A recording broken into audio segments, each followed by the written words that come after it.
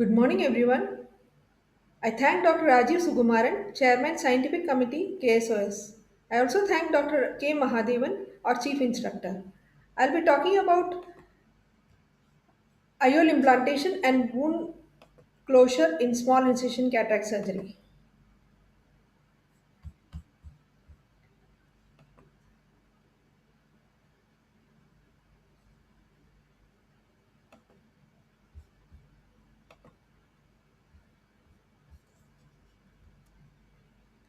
Before lens implantation, check the following: desired design, power, diameter, surface, loop, angulation, etc. The integrity of the IOL package. Also check the expiry date of sterilization. Open the lens packet and remove the lens case. Gently rotate the cap in clockwise direction and tap the cap before removing it.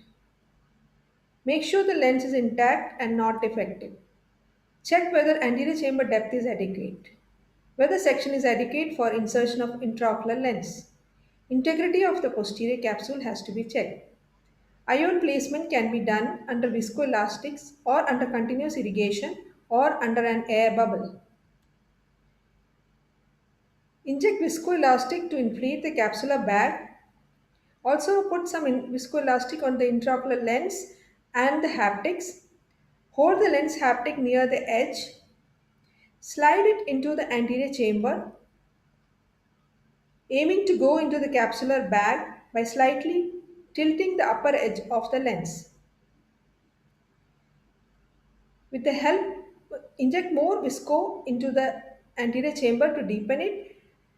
With the help of a Sinskey hook, rotate the optic haptic junction so that the intraocular lens is slided into the capsular bag.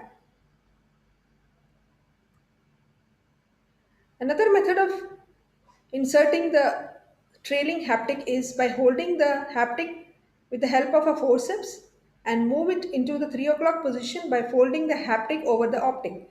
The haptic is depressed and released below the capsular margin.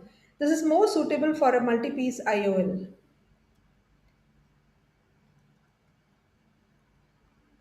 IOLs without a dialing hole can be rotated by positioning the hook at optic haptic junction. Also tap the implant after implantation and see whether the implant springs back, which indicates the cernules are intact. All the remaining viscoelastic is removed with Simcoe's irrigation aspiration cannula. The anterior chamber is then reformed by injecting BSS or an air bubble, or both.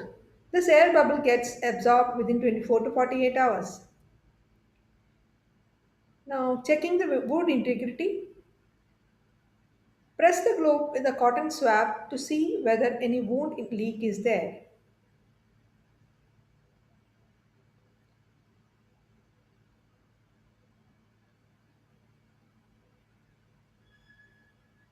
Usually, in small incision cataract surgery, the wound is a triplanar corneoscleral incision tunnel which is self sealing, and usually no sutures are required.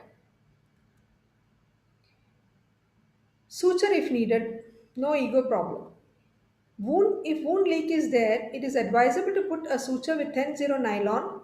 Suture can be vertical, horizontal, or box type, depending upon the surgeon's choice. The main aim is to oppose the two lips together so that there is no wound leak.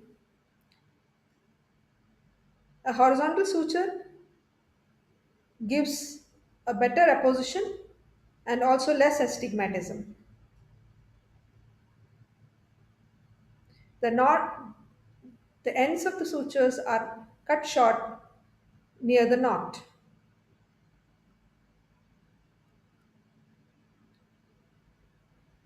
Side ports, which were created during the surgery, is closed by hydration of the corneal stroma by injecting irrigating fluid into the external lip of the paracentesis.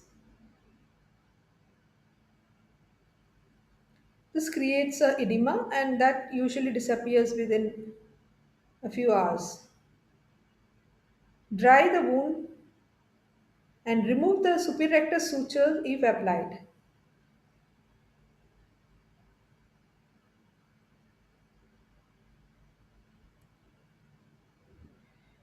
Now hold the two sides of the conjunctiva and pull it up from the fornix so that it covers the wound.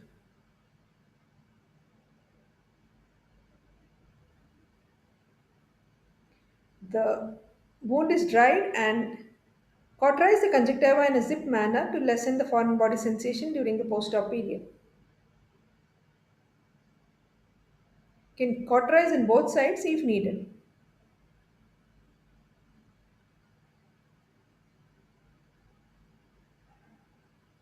So that finishes a small incision cataract surgery, which is a simple surgery, can be learned by anyone with training. Thank you.